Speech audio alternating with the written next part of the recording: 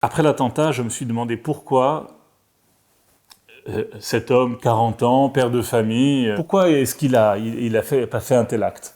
D'après son propre aveu et tout ce qui va autour, c'est le résultat direct de l'incitation à la haine et au meurtre de l'autorité palestinienne. Aujourd'hui, ce terroriste, qui est dans les prisons israéliennes, suite au meurtre de ma femme, reçoit mensuellement un salaire qui est du double de ce que l'autorité palestinienne paye à ses professeurs des écoles.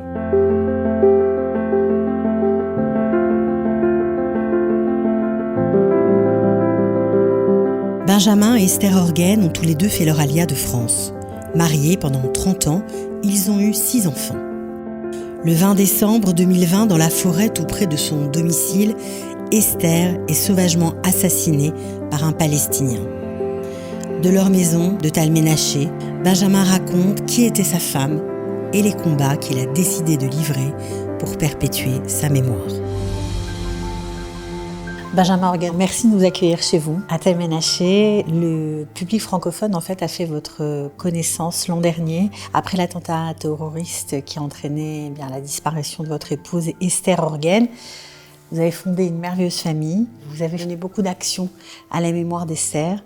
Alors aujourd'hui, on aimerait un peu mieux vous connaître tous les deux.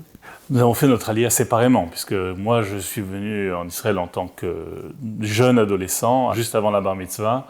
Et je suis venu en fait avec mes parents. Mon père était dans la banque, il est polytechnicien, ce qui est un diplôme difficilement exportable. Je lui ai dit, bon, ingénieur, d'accord, mais ingénieur en quoi? Alors, polytechnicien, c'est ingénieur en tout, ça veut dire officiellement ingénieur en rien, donc c'était difficile à exporter. Quant à maman, elle a fait ses études de droit, elle était avocat en France, ça aussi inexportable, encore aujourd'hui d'ailleurs, parce que le système du droit israélien et français sont totalement différents.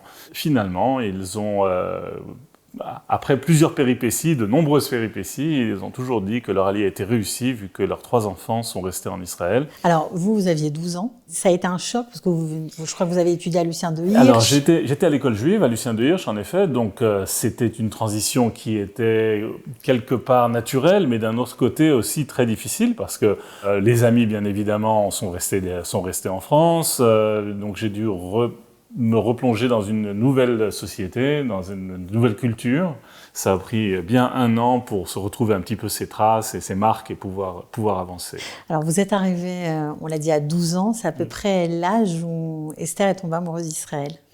Exactement, et d'ailleurs comme nous avions à peu près le même âge, donc c'était à la même époque. Elle est venue avec ses parents, elle en vacances en Israël, et elle est tout de suite tombée amoureuse du pays. À l'âge de 18 ans, elle a fait sa valise et elle a quitté Fontenay-aux-Roses pour venir s'installer à Jérusalem. Elle a commencé d'abord des études juives, elle a fait Machonora, elle a une Archara Dubné, et puis finalement elle s'est retrouvée à l'université et elle a étudié à la Michlelet Emouna à Jérusalem l'art. C'est sur ce point-là qu'elle a commencé sa carrière. Elle faisait surtout de l'art juif, le judaïka. Elle a fait également beaucoup d'illustrations pour enfants. Ça marchait bien, mais Esther elle avait un petit peu touche à tout. Elle aimait beaucoup s'innover, se réinventer sans arrêt.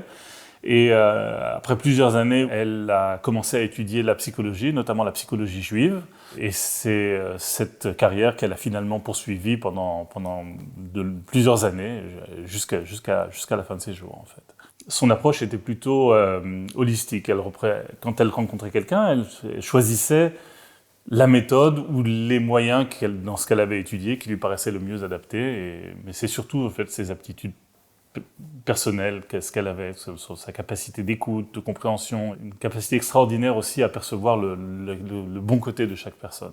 Et ça, elle arrivait à le faire ressortir envers tous ses patients et tous ses amis, toute sa famille, tout le monde, tout ce qu'elle rencontrait.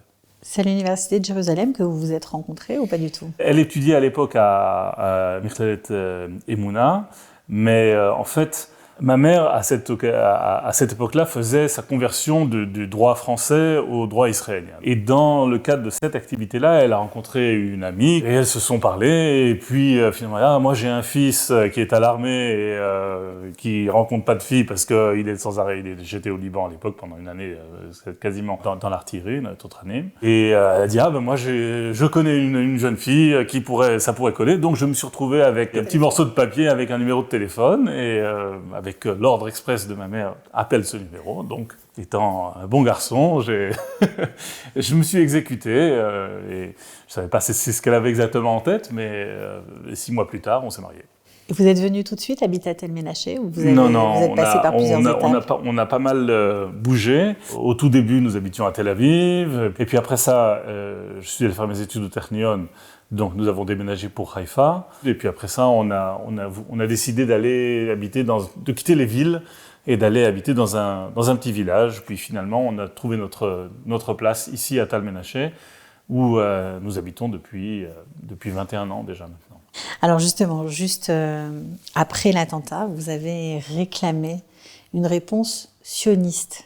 Ce qui motive nos ennemis, les terroristes qui font ce genre d'action, c'est une haine viscérale qui est bien sûr entretenue et promue par l'autorité palestinienne et par d'autres. Mais quelque part, ce qu'ils veulent, c'est nous faire partir. Ils n'acceptent pas notre présence ici, ils pensent qu'elle est illégitime. Et donc, je pense que la réponse la plus adaptée, justement, de confirmer encore plus notre présence ici, et notamment par la construction et l'agrandissement de ce village, puisque c'est celui où nous habitions. Cet appel a été entendu, et je l'ai répété ad nauseam à toutes les personnalités qui sont venues ici, pendant la Shiva notamment, les ministres, les membres de la Knesset. Et le message a été entendu, ça a été bien sûr avec l'aide de beaucoup, notamment le conseil régional de Samarie. Mais finalement, les plans pour l'agrandissement du village et sa multiplication par 2 ont été approuvés et sont maintenant en cours de réalisation. Et un nouveau quartier va être érigé ici à Tal Ménaché avec 107 nouvelles maisons. Et ce nouveau quartier s'appellera Neve Esther, à la mémoire d'Esther. Je dois dire que cette autorisation, d'ailleurs, a déjà eu pour effet d'être critiquée par l'Union européenne et par d'autres instances internationales. Mais nous ne devons pas baisser les bras devant ce genre de critiques et aller de l'avant. Alors justement, puisque vous parlez des instances internationales, vous n'avez eu de cesse, depuis la disparition d'Esther, de témoigner auprès de la communauté européenne, d'hommes politiques, d'influenceurs, vous l'avez dit, pour les alerter sur la question des subsides ou des sommes qui sont données aux terroristes après leur... C'est même plus que ça. Après l'attentat, je me suis demandé pourquoi cet homme, qui d'ailleurs ne faisait partie officiellement d'aucune organisation terroriste, 40 ans, père de famille, d'ailleurs père de famille au pluriel, puisqu'il a 2 femmes. Pourquoi est-ce qu'il a pas fait un tel acte?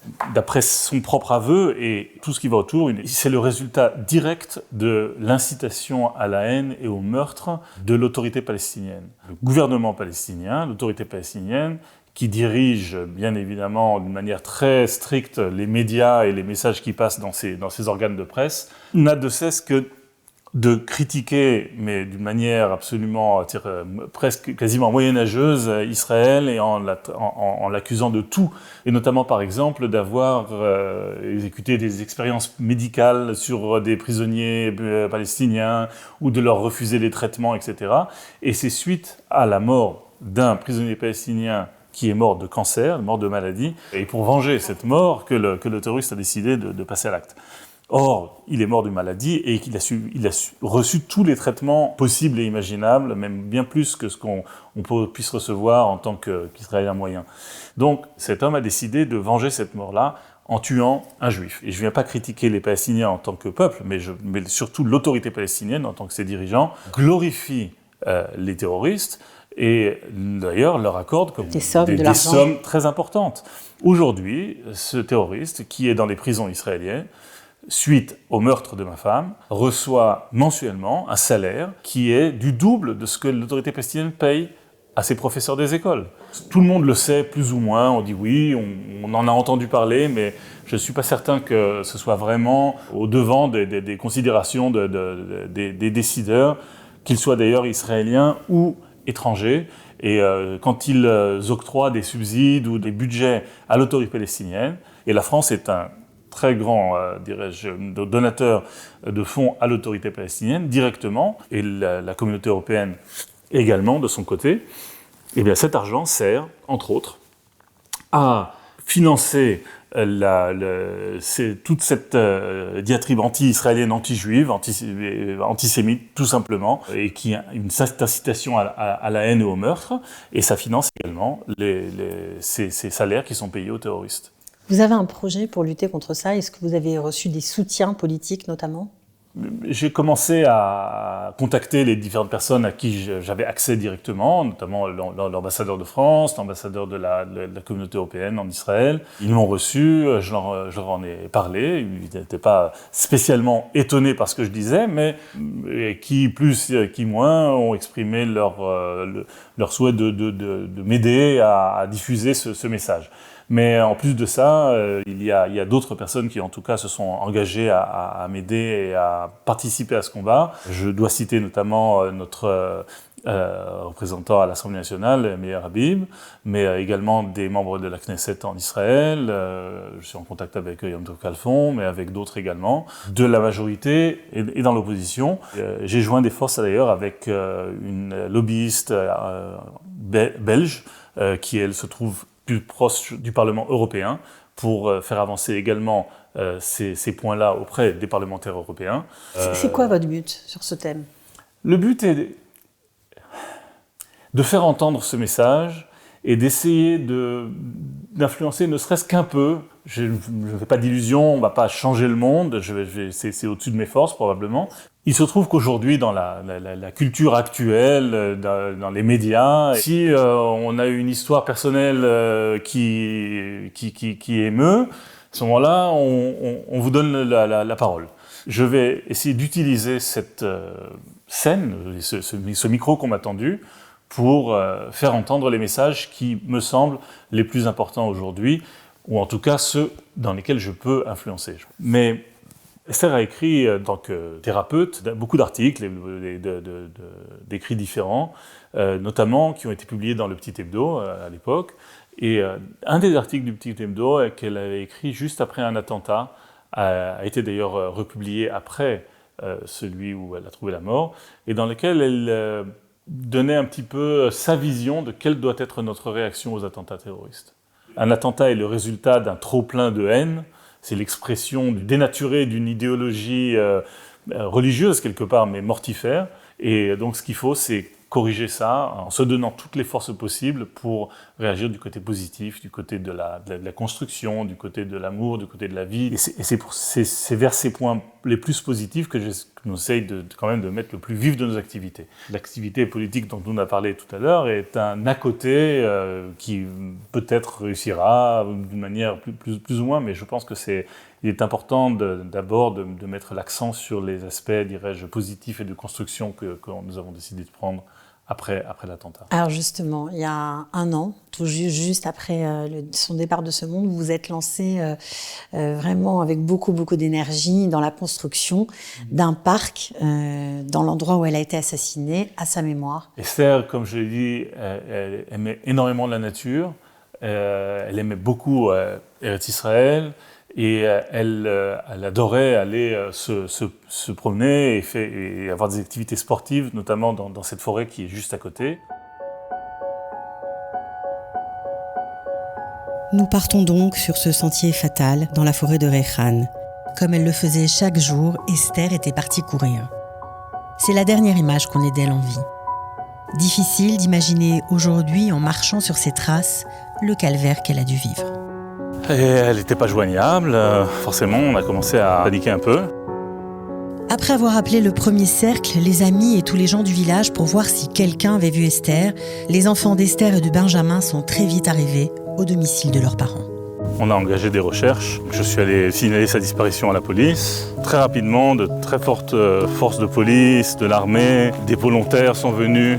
Pour tous, il ne fait aucun doute que cette disparition ne s'apparente en rien à une fugue ou à un caprice. Le Chabak est d'ailleurs tout de suite impliqué, même si Benjamin continuait d'espérer. J'espérais au début qu'elle soit juste blessée, qu'elle soit sur le bord du chemin, mais après que tellement de personnes la cherchent et qu'on ne la trouve pas, il est évident que c'était plus complexe que ça. À 2h du matin, ils apprennent que le corps d'Esther a finalement été retrouvé. Tout le monde est en état de choc. Benjamin hors caméra nous raconte que malgré le gabarit gracile de sa femme, elle s'est battue farouchement. Le terroriste a raconté lui-même dans l'acte d'accusation la violence de son acte ignoble. Et les marques et les blessures retrouvées sur le corps d'Esther ne font aucun doute. Pour Benjamin, cette tragédie personnelle et familiale va prendre une autre dimension. Nous sommes maintenant exactement à l'endroit où l'attentat a eu lieu. C'était pas du tout comme ça, évidemment. Non, ça ressemblait pas à ça parce que la forêt était beaucoup plus dense et il n'y avait pas toutes ces installations, les tables, les bancs, et tout a été depuis entièrement débroussaillé et dégagé. Pour vous dire, on est à 4 mètres du chemin et ce chemin a été parcouru par des centaines, si ce n'est des milliers de personnes ce soir où nous recherchions Esther. Son corps a finalement été retrouvé ici, vraiment à 2 mètres de là où nous sommes, mais ça nous a pris presque 12 heures puisqu'elle a été assassinée vers 2h de l'après-midi et on l'a retrouvée à 2h du matin. L'endroit a changé, mais il reste toujours pareil dans son esprit, dans sa beauté, dans son calme. Elle aimait venir ici. Elle aimait beaucoup venir ici pour se ressourcer. Et à chaque fois que le temps s'y prêtait, elle sortait et elle venait ici de courir sur ces chemins, comme beaucoup le font et j'espère que beaucoup le feront. Le fait que maintenant il y ait des aménagements, qu'il y ait un projet de parc, ça a redonné sa force à cet endroit. Pour moi, l'endroit n'a jamais perdu de sa force. Il a toujours eu ce charme. Mais c'est certain que des aménagements font que c'est plus agréable pour beaucoup de venir parce qu'ils peuvent avoir un endroit pour s'asseoir. 2 km de parc qui vont être complètement aménagés. Le parc lui-même est très grand, la forêt est très grande, mais on va aménager des chemins sur 2 km de long, un chemin qui va être donc circulaire. Et le long de ces 2 km, on va disperser entre 15 et 20 installations sportives. Il y aura des coachs sur place? Alors, il y aura un coach virtuel, puisque à chaque installation, il y aura donc une signalétique avec une possibilité de scanner un code pour avoir accès sur Internet. Et là, de recevoir des explications, également en vidéo, de comment utiliser ces installations de la meilleure manière possible. Et dans mon esprit, ces coachs-là seront surtout en fait mes enfants qui ont chacun des capacités sportives avérées. Donc, les personnes qui visiteront auront accès à, d'un côté, une instruction sur comment ressortir le plus possible de bénéfices de cette visite, mais également des liens vers les œuvres d'Esther, vers ses écrits, ses œuvres artistiques, la musique qu'elle aimait, ou des choses qui, pour ceux qui le désirent, puissent la connaître un peu mieux. Ça vous touche de savoir que ça va donner une autre dynamique à la région ? C'est tout à fait le but recherché, puisque cette région, nous l'aimions et nous l'aimons encore. Nous avions comme projet d'y vieillir ensemble. Ce projet-là, malheureusement, ne se réalisera pas, mais nous restons toujours ici, avec la famille, avec les enfants. Aucune intention de quitter cette région dans l'avenir proche, en tout cas. Et donc j'espère que cet amour de cette région, de cette partie d'Eretz Israël, soit transmis au plus grand nombre.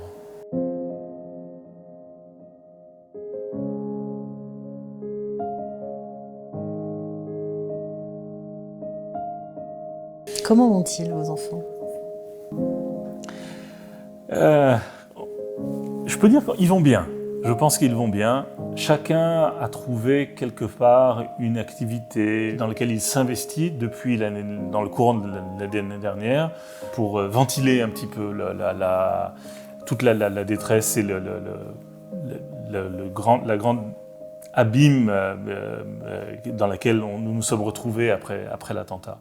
Et aujourd'hui, on peut dire que la famille, chaque individu, mais aussi toute la famille en tant que telle, on est devenus encore plus soudés que ce que nous étions avant. Et c'est très important pour nous de rester ensemble et de se soutenir mutuellement. Le procès du terroriste n'est pas terminé. Vous avez choisi de témoigner pour la dernière audience. Oui. La famille n'est pas partie prenante dans le procès, puisque le concept de partie civile tel qu'il existe dans le droit français n'existe pas en Israël.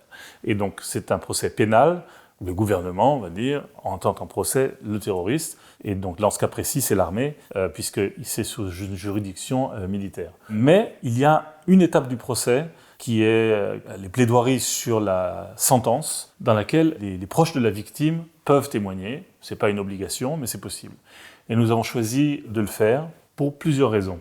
La première, c'est d'abord de rajouter un côté humain, parce que le procès est très technique. Finalement, le terroriste a été attrapé, il a avoué, il a reconstitué les faits, il a avoué une fois de plus devant le tribunal, donc il est condamné, et maintenant, mécaniquement, il va recevoir sa sentence de prison à perpétuité. Mais il est important pour moi d'introduire un élément humain et de parler un peu d'Esther, de parler de la victime, de parler devant le tribunal et pour le protocole, des répercussions de cet acte sur la vie de ses proches, de sa famille, de sa communauté, et quelque part même, je dirais jusqu'à dire, du monde entier.